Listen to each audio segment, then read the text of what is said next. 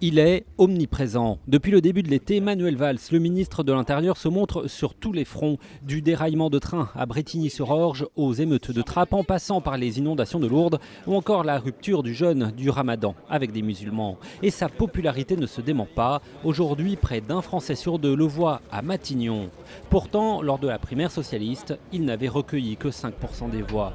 Le 13 juillet dernier, il était en visite en Camargue, une image qui rappelle forcément celle de Nicolas Sarkozy dans la même région, le 20 avril 2007. Mais le ministre actuel dément tout copier-coller. Moi je viens régulièrement en Camargue et il ne faut pas y voir ce genre de symbole, enfin. Ça appartient pas à quelqu'un. Non, ça n'a rien à voir. Vous vous rappelez bien les images, d'ailleurs. Et la charrette, elle est là pour protéger, pas pour trimballer les journalistes. À 51 ans, la force de cet ancien député maire d'Évry dans l'Essonne serait de rassembler au-delà de son camp. La popularité d'un homme politique peut être importante quand il a un positionnement qui est à la frange la plus proche de l'opposition. Et donc il est populaire à droite parce que ses idées sont globalement compatibles avec celles de l'UMP. C'est ce que moi j'appelle un socialiste de droite.